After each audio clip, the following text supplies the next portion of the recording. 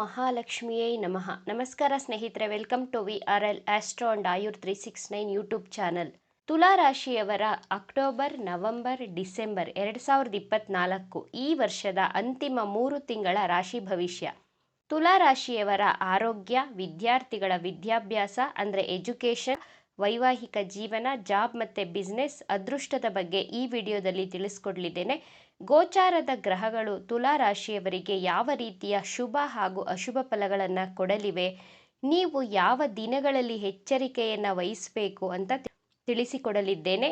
ಇದು ಗೋಚಾರದ ಫಲ. ಇದರ ಜೊತೆಗೆ ನಿಮ್ಮ ಪರ್ಸನಲ್ ಜನ್ಮಕುಂಡಲಿಯಲ್ಲಿ ಗ್ರಹಗಳು ಹೇಗೆ ಸ್ಥಿತವಾಗಿದೆ ಹಾಗೂ ನಿಮಗೆ ಯಾವ ಗ್ರಹದ ದಶಾಭುಕ್ತಿಗಳು ನಡೆಯುತ್ತಿದೆ, ಇದರ ಆಧಾರದ ಮೇಲೆ ಗ್ರಹಗಳು ನಿಮಗೆ ಪಾಸಿಟಿವ್ ಹಾಗೂ ನೆಗೆಟಿವ್ ರಿಸಲ್ಟ್ಸ್ಗಳನ್ನು ಕೊಡ್ತಾ ಹೋಗುತ್ತೆ. ಗೋಚಾರದಲ್ಲಿ ಗ್ರಹಗಳ ಪ್ಲೇಸ್ಮೆಂಟ್ ಹೇಗಿದೆ ಅಂತ ನೋಡೋಣ. ತುಲಾ ರಾಶಿ ಚಕ್ರದಲ್ಲಿ ಸಪ್ತಮ ಭಾವ. ನಿಮ್ಮ ರಾಶಿಯಲ್ಲಿ ಶುಕ್ರಗ್ರಹ, ಪಂಚಮದಲ್ಲಿ ಶನಿಗ್ರಹ, ರೆಟ್ರೋ ಆಗಿದ್ದಾರೆ ಶನಿಗ್ರಹ, 6ನೇ ಭಾವದಲ್ಲಿ ರಾಹು, ಅಷ್ಟಮದಲ್ಲಿ ಗುರು, ನವಮದಲ್ಲಿ ಮಂಗಳ ಗ್ರಹ, ದ್ವಾದಶ ಭಾವ ಅಂದರೆ 12th ಹೌಸಲ್ಲಿ ಬುಧ, ಸೂರ್ಯ, ಕೇತು ಗ್ರಹ ಸ್ಥಿತವಾಗಿದ್ದಾರೆ. ನಿಮ್ಮ ನವಮ ಭಾವದಲ್ಲಿ ಮಂಗಳ ಗ್ರಹವಿದೆ. ಮಂಗಳ ಗ್ರಹ ನಿಮಗೆ ದ್ವಿತೀಯಾಧಿಪತಿ ಹಾಗೂ ಸಪ್ತಮಾಧಿಪತಿ. ಅಕ್ಟೋಬರ್ 20ರಂದು ಮಿಥುನ ರಾಶಿಯನ್ನು ಬಿಟ್ಟು ಕರ್ಕಾಟಕ ರಾಶಿಯನ್ನು ಪ್ರವೇಶಿಸಿದಾಗ ಮಂಗಳ ಗ್ರಹ ಅಕ್ಟೋಬರ್ 20ರ ನಂತರ ನಿಮಗೆ ಬಹಳ ಕೋಪ ಬರ್ತಾ ಇರುತ್ತೆ, ಕೋಪ ಮಾಡ್ಕೊಳ್ತೀರಾ, ತಾಳ್ಮೆಯನ್ನು ಕಳೆದುಕೊಳ್ತಾ ಇರ್ತೀರಾ. ನಿಮ್ಮ ಕೋಪ, ಅಗ್ರೆಷನ್ನಿಂದ ನಿಮ್ಮ ಸಂಬಂಧಗಳಲ್ಲಿ, ವೈವಾಹಿಕ ಜೀವನದಲ್ಲಿ, ರಿಲೇಷನ್ಶಿಪ್ಪಲ್ಲಿ ತೊಂದರೆಗಳು ಉಂಟಾಗಬಹುದು. ಆದರೆ ಈ ಟೈಮಲ್ಲಿ ನಿಮ್ಮ ಜೀವನ ಸಂಗಾತಿಯ ಜಾಬ್ ಹಾಗೂ ಬಿಸ್ನೆಸ್ಸಲ್ಲಿ ಒಳ್ಳೆ ಲಾಭವನ್ನು ನೋಡ್ತೀರಾ.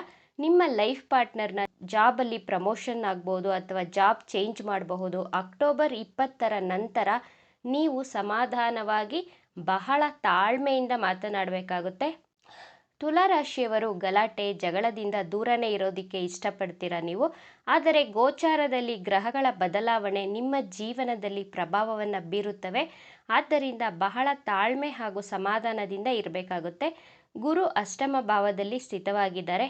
ನಿಮ್ಮ ತೃತೀಯ ಹಾಗೂ 6ನೇ ಅಧಿಪತಿ ಅಷ್ಟಮದಲ್ಲಿ ವಿಪರೀತ ರಾಜಯೋಗ ಅಂದರೆ 6ನೇ ಅಧಿಪತಿ 8ನೇ ಮನೆಯಲ್ಲಿ ಸ್ಥಿತವಾಗಿದ್ದಾಗ ಇದನ್ನು ಜ್ಯೋತಿಷ್ಯದಲ್ಲಿ ವಿಪರೀತ ರಾಜಯೋಗ ಅಂತ ಕರೆಯಲಾಗಿದೆ. ತುಲಾ ರಾಶಿಯವರು ಇಷ್ಟು ದಿನಗಳಿಂದ ಯಾವುದೇ ರೀತಿಯ ಕಷ್ಟಗಳನ್ನು ಅನುಭವಿಸ್ತಾ ಇದ್ರೋ ಈ 3 ತಿಂಗಳಲ್ಲಿ ನಿಮ್ಮನ್ನು ಕಷ್ಟಗಳಿಂದ ಗುರು ಕಾಪಾಡ್ತಾರೆ.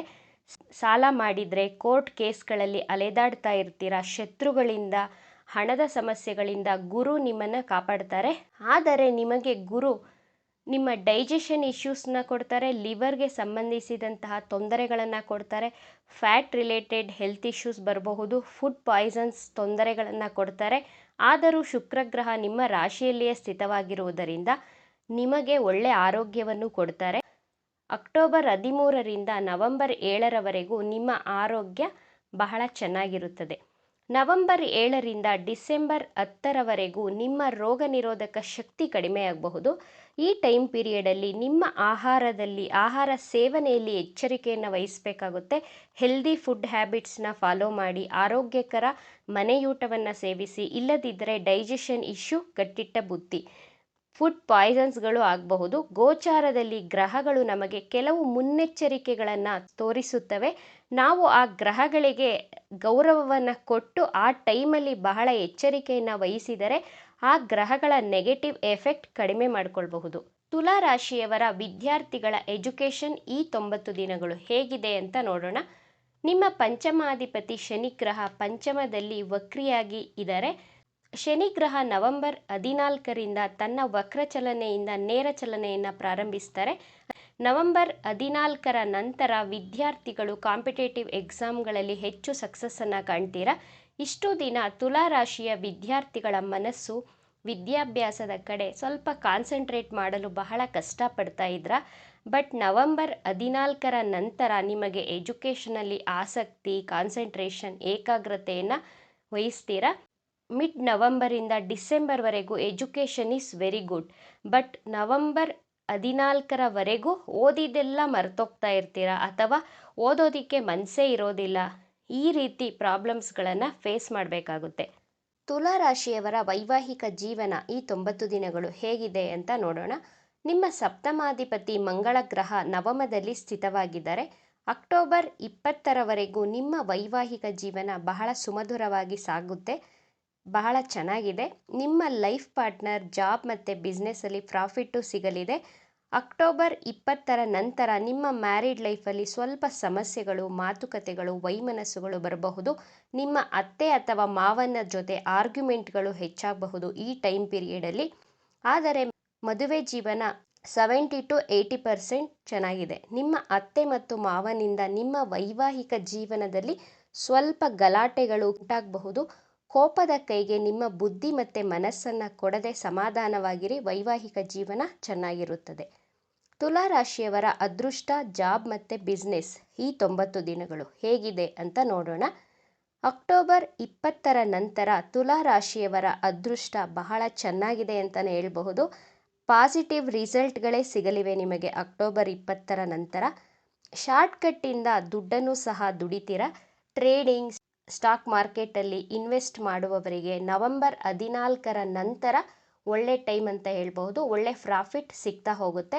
ಆದರೆ ನಿಮ್ಮ ಕುಂಡಲಿಯಲ್ಲಿಯೂ ಲಾಭ ಬರುವಂತಹ ಯೋಗವಿದ್ದು, ಗೋಚಾರದಲ್ಲೂ ಅದೃಷ್ಟ ಚೆನ್ನಾಗಿದ್ದರೆ ಡಬಲ್ ಲಾಭ ಸಿಗಬಹುದು ನಿಮಗೆ. ಇನ್ ಕೇಸ್ ನಿಮ್ಮ ಜನ್ಮ ಕುಂಡಲಿಯಲ್ಲಿ ನಷ್ಟ ಆಗಬೇಕು ಅಂತ ಇದ್ದರೆ ಅಷ್ಟೊಂದು ಲಾಭ ಸಿಗೋದಿಲ್ಲ. ಗೋಚಾರದ ಪ್ರಕಾರ 50% ಲಾಭ ಸಿಗಬಹುದು.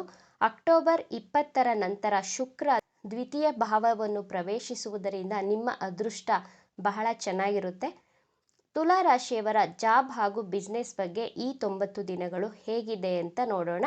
ನಿಮ್ಮ ದಶಮಾಧಿಪತಿ ಚಂದ್ರಗ್ರಹ ಅಕ್ಟೋಬರ್ 16, 17ರ ನಂತರ ಸೂರ್ಯಗ್ರಹ ನಿಮ್ಮ ರಾಶಿಯನ್ನು ಪ್ರವೇಶ ಮಾಡಲಿದ್ದಾರೆ. ಅಕ್ಟೋಬರ್ 13ರ ನಂತರ ಶುಕ್ರ ಗ್ರಹ ನಿಮ್ಮ ದ್ವಿತೀಯ ಭಾವಕ್ಕೆ ಪ್ರವೇಶಿಸಿದಾಗ ನಿಮ್ಮ ಕಮ್ಯುನಿಕೇಷನ್ ಸ್ಕಿಲ್ಸ್ ಇಂಪ್ರೂವ್ ಆಗುತ್ತದೆ. ನಿಮ್ಮ ಮಾತಿನಲ್ಲಿ ಒಂದು ಸ್ವೀಟ್ನೆಸ್ ಬರುತ್ತದೆ. ತುಂಬ ಸಾಫ್ಟ್ ಆ್ಯಂಡ್ ಸ್ವೀಟಾಗಿ ಮಾತನಾಡ್ತೀರಾ. ಅಕ್ಟೋಬರ್ 13ರ ನಂತರ ನಿಮ್ಮ ಜಾಬ್ ಬಹಳ ಚೆನ್ನಾಗಿರುತ್ತೆ. ಯಾವುದೇ ಇಂಟರ್ವ್ಯೂ ಅಟೆಂಡ್ ಮಾಡಬೇಕು ಅಂದ್ಕೊಂಡಿರುವವರು ಅಕ್ಟೋಬರ್ 13ರ ನಂತರ ಪ್ಲಾನ್ ಮಾಡಿ. ಕೆಲಸ ಸಿಗುವಂತಹ ಸಾಧ್ಯತೆಗಳು ಹೆಚ್ಚಾಗಿ ತೋರಿಸ್ತಾ ಇದೆ. ಜಾಬ್ ಚೇಂಜ್ ಮಾಡಬಹುದು ಈ ಟೈಮ್ ಪೀರಿಯಡಲ್ಲಿ. ಸೂರ್ಯ ನಿಮ್ಮ ರಾಶಿಯನ್ನು ಪ್ರವೇಶಿಸಿದಾಗ ನಿಮ್ಮಲ್ಲಿ ಸ್ವಲ್ಪ ಆ್ಯಟಿಟ್ಯೂಡ್, ಈಗೋ, ವಿನಾಕಾರಣ ಕೋಪ ಈ ರೀತಿ ಕಾಣಬಹುದು. ಯಾವಾಗ ಅಂದರೆ ಅಕ್ಟೋಬರ್ 16ರಿಂದ ನವೆಂಬರ್ 16ರವರೆಗೂ ಈಗೋ, ಆ್ಯಟಿಟ್ಯೂಡ್ಗಳನ್ನು ಸೈಡಲ್ಲಿಟ್ಟು ಸ್ವಲ್ಪ ಸಮಾಧಾನವಾಗಿರಬೇಕಾಗುತ್ತೆ ನೀವು.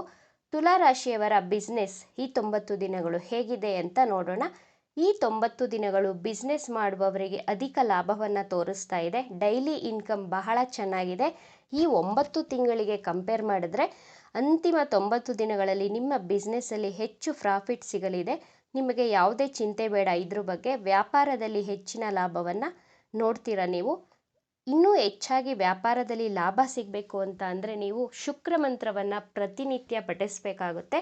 ಶುಕ್ರನ ಬೀಜ ಮಂತ್ರ ಹೀಗಿದೆ: ಓಂ ದ್ರಾಂ ದ್ರೀಂ ದ್ರೌಂ ಸಹ ಶುಕ್ರಾಯ ನಮಃ. ಮತ್ತೊಂದು ಸಲ, ಓಂ ದ್ರಾಂ ದ್ರೀಂ ದ್ರೌಂ ಸಹ ಶುಕ್ರಾಯ ನಮಃ.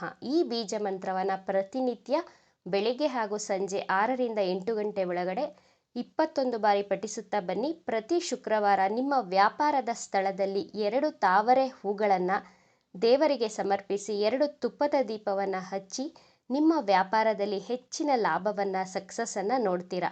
ಇವಿಷ್ಟು ವಿಚಾರಗಳು ನಿಮಗೆ ಇಷ್ಟ ಆಗಿದೆ ಅಂತ ಭಾವಿಸ್ತಾ ಇದ್ದೇನೆ. ಇಷ್ಟ ಆಗಿದ್ರೆ ನಮ್ಮ ಚಾನಲನ್ನು ತಪ್ಪದೇ ಸಬ್ಸ್ಕ್ರೈಬ್ ಮಾಡ್ಕೊಳ್ಳಿ. ಈ ವಿಡಿಯೋಗೆ ಒಂದು ಲೈಕ್ ಕೊಡೋದನ್ನು ಮರಿಬೇಡಿ. ಈ ವಿಡಿಯೋವನ್ನು ನಿಮ್ಮ ಫ್ರೆಂಡ್ಸ್ ಆ್ಯಂಡ್ ಫ್ಯಾಮಿಲಿ ಗ್ರೂಪಲ್ಲಿ ಹೆಚ್ಚು ಶೇರ್ ಮಾಡಿ. ನಿಮ್ಮ ಅಭಿಪ್ರಾಯಗಳನ್ನು ತಪ್ಪದೇ ಕಮೆಂಟ್ ಮಾಡಿ. Thank you friends.